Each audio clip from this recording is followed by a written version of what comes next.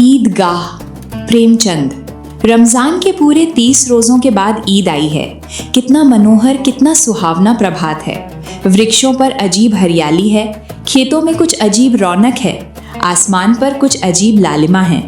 आज का सूर्य देखो, कितना प्यारा, कितना शीतल है, यानी संसार को ईद की बधाई दे रहा है। गांव में कितनी हलचल है। ईदगाह जाने की तैयारियां हो रही हैं। किसी के कुर्ते में बटन नहीं है, पड़ोस के घर में सुई तागा लेने दौड़ा जा रहा है। किसी के जूते कड़े हो गए हैं, उनमें तेल डालने के लिए तेली के घर पर भागा जाता है। जल्दी जल्दी बैलों को सानी पानी दे दें। ईदगाह से लौटते लौटते दोपहर हो जाएगी। 3 कोस का पैदल रास्ता, फिर सैकड़ों आदमियों से मिलना भेंटना। दोपहर के पहले लौटना असंभव है। लड़के सबसे ज्यादा प्रसन्न हैं। किसी ने 1 रोजा रखा है, वो भी दोपहर तक। किसी ने वो भी नहीं, लेकिन ईदगाह जाने की खुशी उनके हिस्से की चीज है। रोजे बड़े बूढ़ों के लिए होंगे, इनके लिए तो ईद है। रोज ईद का नाम रटते थे, आज वो आ गई। अब जल्दी पड़ी है कि लोग ईदगाह क्यों नहीं चलते। इन्हें गृहस्थी की चिंताओं से क्या प्रयोजन। सिवैयों के लिए दूध और शक्कर घर में है या नहीं, इनकी बला से ये तो सिवैया खाएंगे। वो क्या जाने कि अब्बाजान क्यों बदहवास चौधरी कायम अली के घर दौड़े जा रहे हैं। उन्हें क्या खबर कि चौधरी आज आंखें बदल लें तो ये सारी ईद मुहर्रम हो जाए। उनकी अपनी जेबों में तो कुबेर का धन भरा हुआ है।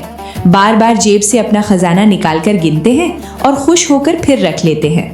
महमूद गिनता है 1, 2, 10, 12, उसके पास 12 पैसे हैं। मोहसिन के पास 1, 2, 3, 8, 9, 15 पैसे हैं। इन्हीं अनगिनती पैसों में अनगिनती चीजें लाएंगे। खिलौने, मिठाइयाँ, बिगुल, गेंद और जाने क्या क्या। और सबसे ज्यादा प्रसन्न है हामिद। वो 4-5 साल का गरीब सूरत दुबला पतला लड़का, जिसका बाप गत वर्ष हैजे की भेंट हो गया और माँ न जाने क्यों पीली होती होती एक दिन मर गई। किसी को पता न चला क्या बीमारी है। कहती तो कौन सुनने वाला था। दिल पर जो कुछ बीतती थी वो दिल में ही सहती थी, और जब न सहा गया तो संसार से विदा हो गई। अब हामिद अपनी बूढ़ी दादी अमीना की गोद में सोता है और उतना ही प्रसन्न है। उसके अब्बा जान रुपए कमाने गए हैं, बहुत सी थैलियां लेकर आएंगे। अम्मी जान अल्लाह मियाँ के घर से उसके लिए बड़ी अच्छी अच्छी चीजें लाने गई हैं, इसलिए हामिद प्रसन्न है। आशा तो बड़ी चीज है, और फिर बच्चों की आशा, उनकी कल्पना तो राई का पर्वत बना लेती है। हामिद के पाँव में जूते नहीं है, सिर पर एक पुरानी धुरानी टोपी है जिसका गोटा काला पड़ गया है, फिर भी वो प्रसन्न है। जब उसके अब्बा जान थैलियां और अम्मी जान नियामतें लेकर आएंगी तो वो दिल के अरमान निकाल लेगा। तब देखेगा महमूद, मोहसिन, नूरे और सम्मी कहाँ से उतने पैसे निकालेंगे। अब आगे नमीना अपनी कोठरी में बैठी रो रही है। आज ईद का दिन, उसके घर में दाना नहीं। आज आबिद होता तो क्या इसी तरह ईद आती और चली जाती। इस अंधकार और निराशा में वो डूबी जा रही है। किसने बुलाया था इस निगोड़ी ईद को। इस घर में उसका काम नहीं, लेकिन हामिद, उसे किसी के मरने जीने से क्या मतलब। उसके अंदर प्रकाश है, बाहर आशा। विपत्ति अपना सारा दल बल लेकर आए, हामिद की आनंद भरी चितवन उसका विध्वंस कर देगी। हामिद भीतर जाकर दादी से कहता है, तुम डरना नहीं अम्मा, मैं सबसे पहले आऊंगा, बिल्कुल न डरना। अमीना का दिल कचोट रहा है। गांव के बच्चे अपने अपने बाप के साथ जा रहे हैं। हामिद का बाप अमीना के सिवा और कौन है। उसे कैसे अकेले मेले जाने दे। उस भीड़ भाड़ से बच्चा कहीं खो जाए तो क्या हो। नहीं, अमीना उसे यूं न जाने देगी। नन्ही सी जान, 3 कोस चलेगा कैसे। पैर में छाले पड़ जाएंगे, जूते भी तो नहीं है। वो थोड़ी थोड़ी दूर पर उसे गोद में ले लेगी। लेकिन यहाँ सिवैयां कौन पकाएगा। पैसे होते तो लौटते लौटते सब सामग्री जमा करके चटपट बना लेती। यहाँ तो घंटों चीजें जमा करते लगेंगे। मांगे ही का तो भरोसा ठहरा। उस दिन फहीमन के कपड़े सिले थे, 8 आने पैसे मिले थे। उस अठन्नी को ईमान की तरह बचाती चली आती थी इसी ईद के लिए। लेकिन कल ग्वालिन सिर पर सवार हो गई तो क्या करती। हामिद के लिए कुछ नहीं है तो 2 पैसे का दूध तो चाहिए ही। अब तो कुल 2 आने पैसे बच रहे हैं। 3 पैसे हामिद की जेब में, 5 अमीना के बटुए में। यही तो बिसात है। और ईद का त्योहार, अल्लाह ही बेड़ा पार लगाए। धोबन और नाइन और मेहतरानी और चूड़ी हारिन सभी तो आएंगी। सभी को सिवैयां चाहिए, और थोड़ा किसी को आंखों नहीं लगता। किस किस से मुंह चुराएगी। और मुंह क्यों चुराए। साल भर का त्योहार है, जिंदगी खैरियत से रहे, उनकी तकदीर भी तो उसी के साथ है। बच्चे को खुदा सलामत रखे, दिन भी कट जाएंगे। गांव से मेला चला और बच्चों के साथ हामिद भी जा रहा था। कभी सबके साथ दौड़कर आगे निकल जाते, फिर किसी पेड़ के नीचे खड़े होकर साथ वालों का इंतजार करते। ये लोग क्यों इतना धीरे धीरे चल रहे हैं? हामिद के पैरों में तो जैसे पर लग गए हैं। वो कभी थक सकता है? शहर का दामन आ गया। सड़क के दोनों ओर अमीरों के बगीचे हैं। पक्की चार दीवारी बनी हुई है। पेड़ों में आम और लीचियां लगी हुई हैं। कभी कभी कोई लड़का कंकड़ी उठाकर आम पर निशान लगाता है। माली अंदर से गाली देता हुआ निकलता है। लड़के वहां से एक फरलांग पर हैं, खूब हंस रहे हैं। माली को कैसा उल्लू बनाया है। बड़ी बड़ी इमारतें आने लगी। ये अदालत है, ये कॉलेज है, ये क्लब घर है। इतने बड़े कॉलेज में कितने लड़के पढ़ते होंगे? सब लड़के नहीं हैं जी, बड़े बड़े आदमी हैं। सच, उनकी बड़ी बड़ी मूछें हैं। इतने बड़े हो गए, अभी तक पढ़ने जाते हैं। न जाने कब तक पढ़ेंगे और क्या करेंगे इतना पढ़कर। हामिद के मदरसे में 2-3 बड़े बड़े लड़के हैं, बिल्कुल 3 कौड़ी के। रोज मार खाते हैं, काम से जी चुराने वाले। इस जगह भी उसी तरह के लोग होंगे और क्या। क्लब घर में जादू होता है। सुना है यहाँ मुर्दों की खोपड़ियाँ दौड़ती हैं और बड़े बड़े तमाशे होते हैं, पर किसी को अंदर नहीं जाने देते। और वहाँ शाम को साहब लोग खेलते हैं। बड़े बड़े आदमी खेलते हैं, मूंछों दाढ़ी वाले। और मेमे भी खेलती हैं। सच, हमारी अम्मा को वो दे दो, क्या नाम है, बैट, तो उसे पकड़ ही ना सकें, घुमाते ही लुढ़क जाएं। महमूद ने कहा, हमारी अम्मी जान का तो हाथ कांपने लगे, अल्लाह कसम। मोहसिन बोला, चलो मनो आटा पीस डालती हैं, जरा सा बैट पकड़ लेंगी तो हाथ कांपने लगेंगे। सैकड़ों घड़े पानी रोज निकालती हैं, 5 घड़े तो तेरी भैंस पी जाती है। किसी मेम को 1 घड़ा पानी भरना पड़े तो आंखों तले अंधेरा आ जाए। महमूद, लेकिन दौड़ती तो नहीं, उछल कूद तो नहीं सकती। मोहसिन, हाँ उछल कूद तो नहीं सकती, लेकिन उस दिन मेरी गाय खुल गई थी और चौधरी के खेत में जा पड़ी थी। अम्मा इतना तेज दौड़ी कि मैं उन्हें न पा सका। सच। आगे चले। हलवाइयों की दुकानें शुरू हुई। आज खूब सजी हुई थी। इतनी मिठाइयाँ कौन खाता है? देखो ना, एक एक दुकान पर मनो होंगी। सुना है रात को जिन्नात आकर खरीद ले जाते हैं।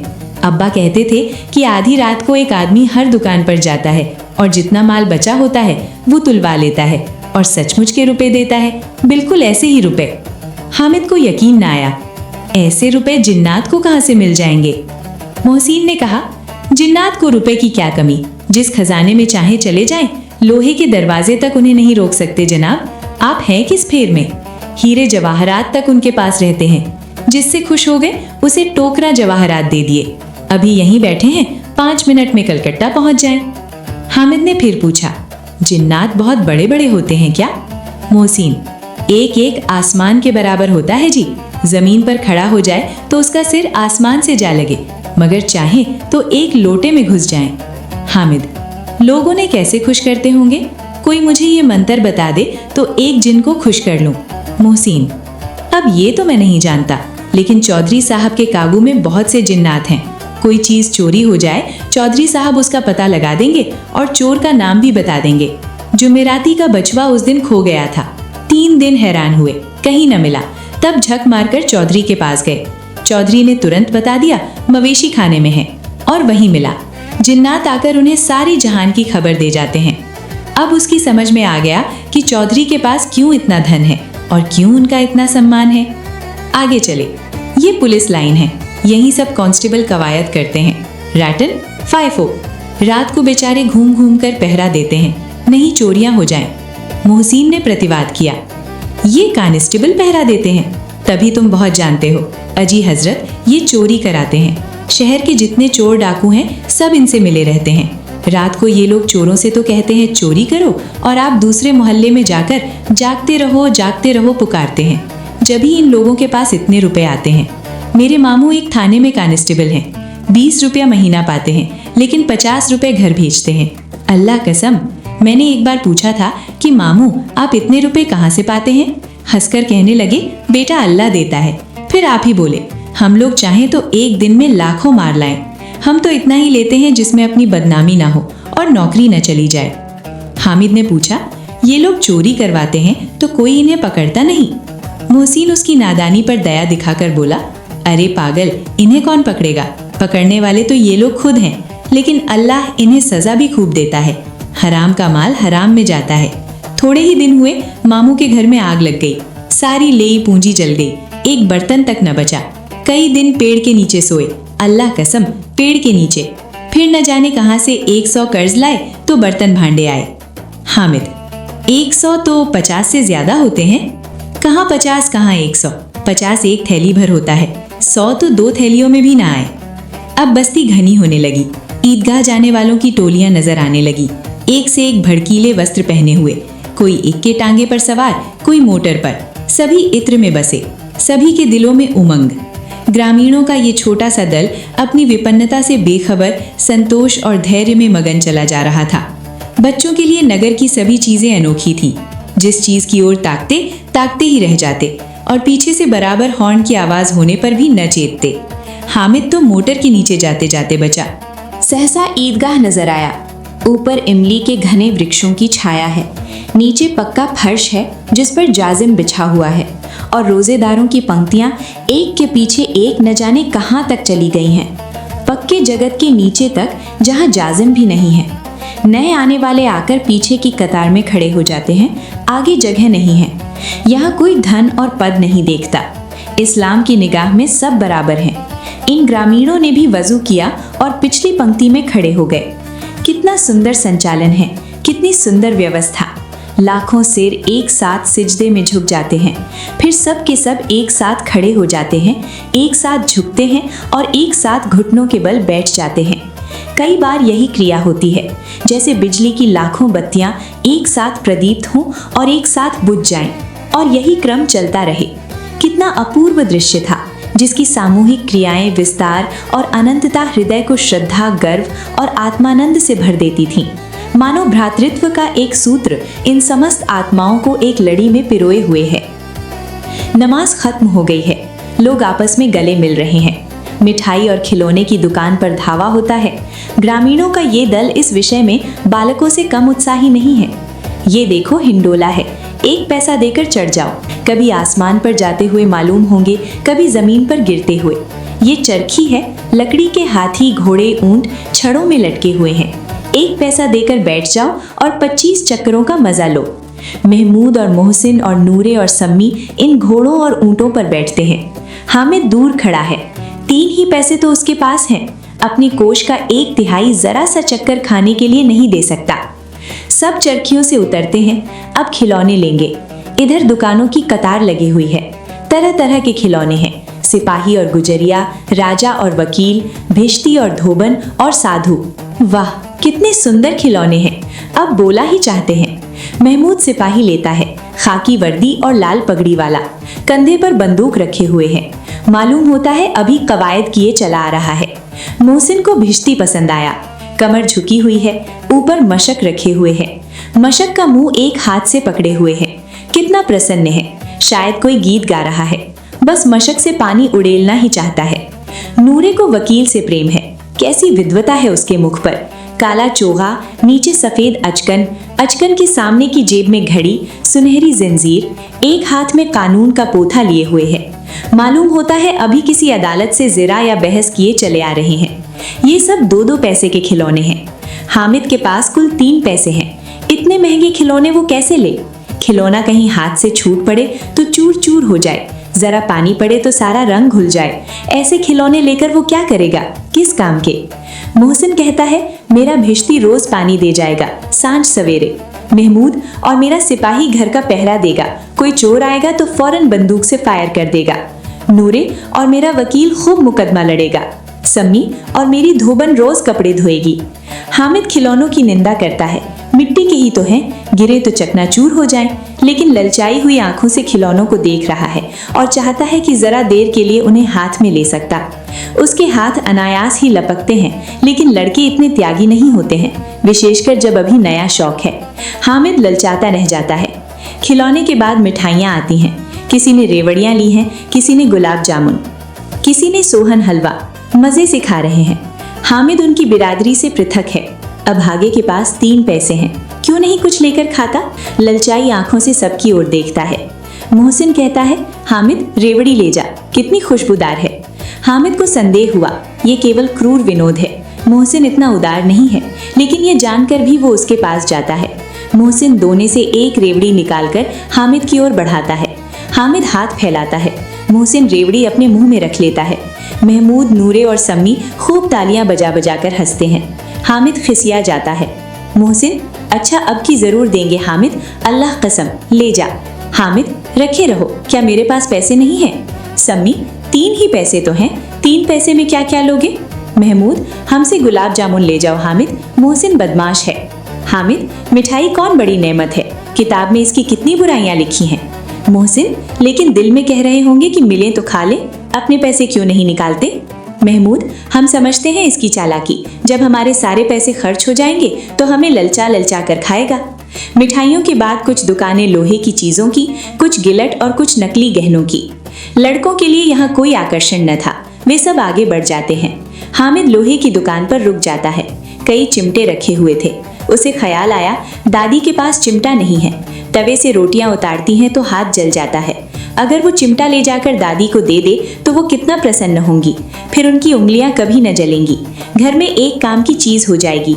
खिलौने से क्या फायदा, व्यर्थ में पैसे खराब होते हैं, जरा देर ही तो है। खुशी होती है, फिर तो खिलौने को कोई आंख उठाकर नहीं देखता, या तो घर पहुंचते पहुंचते टूट फूट बराबर हो जाएंगे। चिमटा कितने काम की चीज है, रोटियां तवे से उतार लो, चूल्हे में सेंक लो। कोई आग मांगने आए तो चटपट चूल्हे से आग निकालकर उसे दे दो। अम्मा बेचारी को कहाँ फुर्सत है कि बाजार आए, और इतने पैसे ही कहाँ मिलते हैं, रोज हाथ जला लेती हैं। हामिद के साथी आगे बढ़ गए हैं। सबील पर सबके सब शरबत पी रहे हैं। देखो सब कितने लालची हैं, इतनी मिठाइयाँ ली, मुझे किसी ने एक भी ना दी। उस पर कहते हैं मेरे साथ खेलो, मेरा ये काम करो। अब अगर किसी ने कोई काम करने को कहा तो पूछूंगा, खाए मिठाइयाँ, आप मुंह सड़ेगा, फोड़े फुंसियाँ निकलेंगी, आप ही जबान चटोरी हो जाएगी। तब घर से पैसे चुराएंगे और मार खाएंगे। किताब में झूठी बातें थोड़े ही लिखी हैं, मेरी जबान क्यों खराब होगी। अम्मा चिमटा देखते ही दौड़कर मेरे हाथ से ले लेंगी और कहेंगी मेरा बच्चा अम्मा के लिए चिमटा लाया है, हजारों दुआएं देंगी। फिर पड़ोस की औरतों को दिखाएंगी, सारे गांव में चर्चा होने लगेगी, हामिद चिमटा लाया है, कितना अच्छा लड़का है। इन लोगों के खिलौनों पर कौन इन्हें दुआएं देगा। बड़ों की दुआएं सीधे अल्लाह के दरबार में पहुंचती हैं और तुरंत सुनी जाती हैं। मेरे पास पैसे नहीं है, तभी तो मोहसिन और महमूद यूं मिजाज दिखाते हैं। मैं भी इनसे मिजाज दिखाऊंगा, खेलें खिलौने और खाएं मिठाइयाँ। मैं नहीं खेलता खिलौने, किसी का मिजाज क्यों सहूं। मैं गरीब सही, किसी से कुछ मांगने तो नहीं जाता। आखिर अब्बा जान कभी न कभी आएंगे, अम्मा भी आएंगी ही। फिर इन लोगों से पूछूंगा कितने खिलौने लोगे। एक एक को टोकरियों खिलौने दूंगा और दिखा दूंगा कि दोस्तों के साथ इस तरह का सलूक किया जाता है। ये नहीं कि 1 पैसे की रेवड़ियां ली तो चिढ़ा चिढ़ा कर खाने लगे। सब के सब हंसेंगे कि हामिद ने चिमटा लिया है। हंसे मेरी बला से। उसने दुकानदार से पूछा, ये चिमटा कितने का है? दुकानदार ने उसकी ओर देखा और कोई आदमी साथ न देखकर कहा, तुम्हारे काम का नहीं है जी, बिकाऊ है कि नहीं? बिकाऊ क्यों नहीं है और यहाँ क्यों लाद लाए हैं? तो बताते क्यों नहीं, क्या पैसे का है? 6 पैसे लगेंगे। हामिद का दिल बैठ गया। ठीक ठीक बताओ। ठीक ठीक 5 पैसे लगेंगे, लेना हो लो, नहीं चलते बनो। हामिद ने कलेजा मजबूत करके कहा, 3 पैसे लोगे? ये कहता हुआ वो आगे बढ़ गया कि दुकानदार की घुड़कियां ना सुने, लेकिन दुकानदार ने घुड़कियां नहीं दी, बुलाकर चिमटा दे दिया। हामिद ने उसे इस तरह कंधे पर रखा मानो बंदूक है और शान से अकड़ता हुआ संगियों के पास आया। जरा सुने क्या क्या आलोचनाएं करते हैं। मोहसिन ने हंसकर कहा, ये चिमटा क्यों लाया पगले, इसे क्या करेगा? हामिद ने चिमटे को जमीन पर पटक कर कहा, जरा अपना भिश्ती जमीन पर गिरा दो, सारी पसलियां चूर चूर हो जाए बच्चों की। महमूद बोला, तो ये चिमटा कोई खिलौना है? हामिद, खिलौना क्यों नहीं है, अभी कंधे पर रखा बंदूक हो गई, हाथ में ले लिया फकीरों का चिमटा हो गया। चाहूं तो इससे मजीरे का काम ले सकता हूँ। एक चिमटा जमा दूं तो तुम लोगों के सारे खिलौनों की जान निकल जाए। तुम्हारे खिलौने कितना ही जोर लगाए, मेरे चिमटे का बाल की बांका नहीं कर सकते। मेरा बहादुर शेर है चिमटा। सम्मी ने खंजरी ली थी, प्रभावित होकर बोला, मेरी खंजरी से बदलोगे? 2 आने की है। हामिद ने खंजरी की ओर उपेक्षा से देखा। मेरा चिमटा चाहे तो तुम्हारी खंजरी का पेट फाड़ डाले, बस एक चमड़े की झिल्ली लगा दी, ढप ढप बोलने लगी। जरा सा पानी लग जाए तो खत्म हो जाए। मेरा बहादुर चिमटा आग में, पानी में, आंधी में, तूफान में बराबर डटा खड़ा रहेगा। चिमटे ने सभी को मोहित कर लिया, लेकिन अब पैसे किसके पास धरे हैं? फिर मेले से दूर निकल आए हैं, 9 कब के बज गए हैं, धूप तेज हो रही है, घर पहुंचने की जल्दी हो रही है। बाप से जिद भी करें तो चिमटा नहीं मिल सकता। हामिद है बड़ा चालाक, इसीलिए बदमाश ने अपने पैसे बचा रखे थे। अब बालकों के 2 दल हो गए हैं, मोहसिन, महमूद, सम्मी और नूरे एक तरफ हैं, हामिद अकेला दूसरी तरफ। शास्त्रार्थ हो रहा है। सम्मी तो विधर्मी हो गया, दूसरे पक्ष से जा मिला, लेकिन मोहसिन, महमूद और नूरे भी हामिद से एक एक दो दो साल बड़े होने के बाद भी हामिद के आघातों से आतंकित हो उठे हैं। उसके पास न्याय का बल है और नीति की शक्ति। एक ओर मिट्टी है, दूसरी ओर लोहा। जो इस वक्त अपने को फौलाद कह रहा है वो अजय है, घातक है। अगर कोई शेर आ जाए तो मियाँ भिश्ती के छक्के छूट जाए। मियाँ सिपाही मिट्टी के बंदूक छोड़कर भागे, वकील साहब की नानी मर जाए, चौघे में मुंह छिपाकर जमीन पर लेट जाए, मगर ये चिमटा, ये बहादुर, ये रुस्तम हिंद लपक कर शेर की गर्दन पर सवार हो जाएगा और उसकी आंखें निकाल लेगा। मोहसिन ने एड़ी चोटी का जोर लगाकर कहा, अच्छा पानी तो नहीं भर सकता। हामिद ने चिमटे को सीधा खड़ा करके कहा, भिश्ती को एक डांट बताएगा तो दौड़ा हुआ पानी लाकर उसके द्वार पर छिड़कने लगेगा। मोहसिन परास्त हो गया, पर महमूद ने कुमुक पहुंचाई, अगर बच्चा पकड़ जाए तो अदालत में बंधे बंधे फिरेंगे, तब तो वकील साहब के पैरों पड़ेंगे। हामिद इस प्रबल तर्क का जवाब न दे सका। उसने पूछा, हमें पकड़ने कौन आएगा? नूरे ने अकड़ कर कहा, ये सिपाही बंदूक वाला।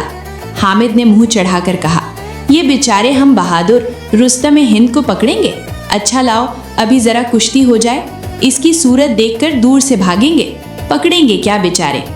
मोहसिन को एक नई चोट सूझ गई, तुम्हारे चिमटे का मुंह रोज आग में जलेगा।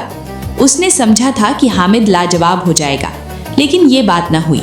हामिद ने तुरंत जवाब दिया, आग में बहादुर ही कूदते हैं जनाब। तुम्हारे ये वकील, सिपाही और भिश्ती लेडियों की तरह घर में घुस जाएंगे। आग में कूदना वो काम है जो ये रुस्तम हिंद ही कर सकता है। महमूद ने एक जोर लगाया, वकील साहब कुर्सी में इस पर बैठेंगे, तुम्हारा चिमटा तो बावर्ची खाने में जमीन पर पड़ा रहेगा। इस तर्क ने सम्मी और नूरे को भी सजीव कर दिया। कितने ठिकाने की बात कही है पट्टे ने, चिमटा बावर्ची खाने में पड़ा रहने के सिवा और क्या कर सकता है। हामिद को कोई फड़कता हुआ जवाब न सूझा तो उसने धांधली शुरू की, मेरा चिमटा बावर्ची खाने में नहीं रहेगा। वकील साहब कुर्सी पर बैठेंगे तो जाकर उन्हें जमीन पर पटक देगा और उनका कानून उनके पेट में डाल देगा। बात कुछ बनी नहीं, खासी गाल गलौच थी, लेकिन कानून को पेट में डालने वाली बात छा गई। ऐसी छा गई कि तीनों सूरमा मुंह ताकते रह गए, मानो कोई धेलचा कनकौआ किसी गंडे वाले कनकौए को काट गया हो। कानून मुंह से बाहर निकलने वाली चीज है, उसको पेट के अंदर डाल दिया जाना बेतुकी सी बात होने पर भी कुछ नयापन रखती है। हामिद ने मैदान मार लिया, उसका चिमटा रुस्तम हिंद है। अब इसमें मोहसिन, महमूद, नूरे, सम्मी किसी को भी आपत्ति नहीं हो सकती। विजेता को हारने वालों से जो सत्कार मिलना स्वाभाविक है वो हामिद को भी मिला। औरों ने 3-3, 4-4 आने पैसे खर्च किए पर कोई काम की चीज न ले सके। हामिद ने 3 पैसे में रंग जमा लिया। सच ही तो है, खिलौनों का क्या भरोसा, टूट फूट जाएंगे। हामिद का चिमटा तो बना रहेगा बरसों। संधि की शर्तें तय होने लगी। मोहसिन ने कहा, जरा अपना चिमटा दो, हम भी देखें, तुम हमारा भिश्ती लेकर देखो। महमूद और नूरे ने भी अपने अपने खिलौने पेश किए। हामिद को इन शर्तों को मानने में कोई आपत्ति न थी। चिमटा बारी बारी से सबके हाथ में गया और उनके खिलौने बारी बारी से हामिद के हाथ में आए। कितने खूबसूरत खिलौने हैं। हामिद ने हारने वालों के आंसू पोंछे। मैं तुम्हें चिढ़ा रहा था, सच ये चिमटा भला इन खिलौनों की क्या बराबरी करेगा। मालूम होता है, अब बोले अब बोले। लेकिन मोहसिन की पार्टी को इस दिलासे से संतोष नहीं होता। चिमटे का सिक्का खूब बैठ गया है, चिपका हुआ टिकट अब पानी से नहीं छूट रहा है।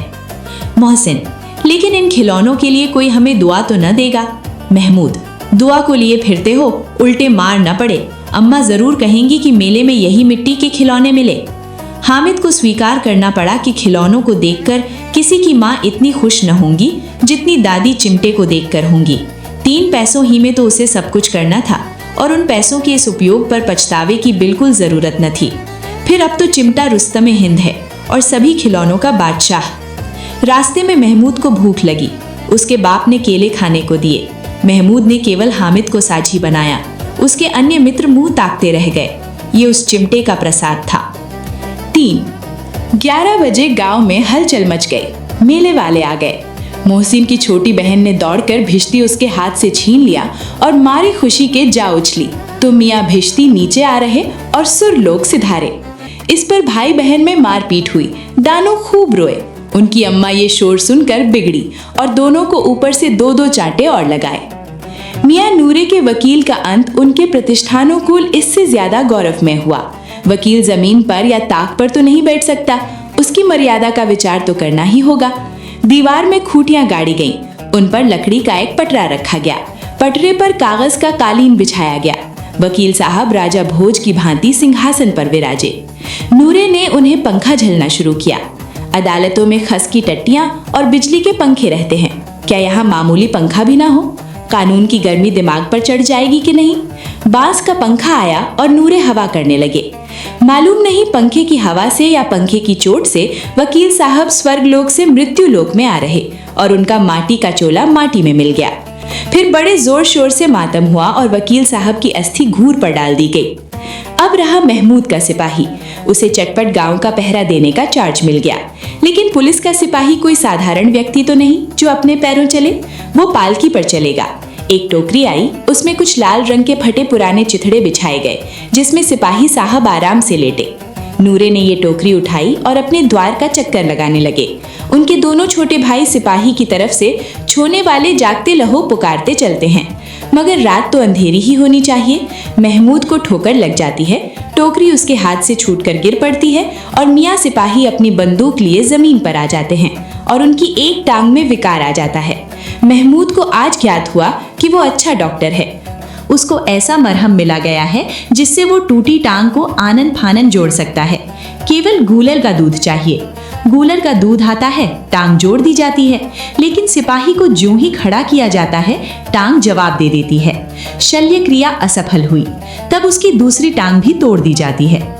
अब कम से कम एक जगह आराम से बैठ तो सकता है, एक टांग से तो न चल सकता था न बैठ सकता था। अब वो सिपाही सन्यासी हो गया है, अपनी जगह पर बैठा बैठा पहरा देता है, कभी कभी देवता भी बन जाता है। उसके सिर का झालरदार साफा खुरच दिया गया है, अब उसका जितना रूपांतर चाहो कर सकते हो। कभी कभी तो उससे बाट का काम भी लिया जाता है। अब मियाँ हामिद का हाल सुनिए। अमीना उसकी आवाज सुनते ही दौड़ी और उसे गोद में उठाकर प्यार करने लगी। सहसा उसके हाथ में चिमटा देखकर वो चौंकी। ये चिमटा कहाँ था? मैंने मोल लिया है। कै पैसे में? 3 पैसे दिए। अमीना ने छाती पीट ली। ये कैसा बेसमझ लड़का है कि दोपहर हुआ कुछ खाया न पिया, लाया क्या चिमटा। सारे मेले में तुझे और कोई चीज न मिली जो ये लोहे का चिमटा उठा लाया? हामिद ने अपराधी भाव से कहा, तुम्हारी उंगलियां तवे से जल जाती थी इसलिए मैंने इसे लिया। बुढ़िया का क्रोध तुरंत स्नेह में बदल गया, और स्नेह भी वो नहीं जो प्रगल्भ होता है और अपनी सारी कसक शब्दों में बिखेर देता है। ये मूक स्नेह था, खूब ठोस, रस और स्वाद से भरा हुआ। बच्चे में कितना त्याग, कितना सद्भाव और कितना विवेक है। दूसरों को खिलौने लेते और मिठाई खाते देखकर इसका मन कितना ललचाया होगा। इतना जब्त इससे हुआ कैसे? वहां भी इसे अपनी बुढ़िया दादी की याद बनी रही। अमीना का मन गदगद हो गया। और अब एक बड़ी विचित्र बात हुई, हामिद के इस चिमटे से भी विचित्र। बच्चे हामिद ने बूढ़े हामिद का पाठ खेला था। बुढ़िया अमीना बालिका अमीना बन गई। वो रोने लगी, दामन फैलाकर हामिद को दुआएं देती जाती थी और आंसू की बड़ी बड़ी बूंदें गिराती जाती थी। हामिद इसका रहस्य क्या समझता?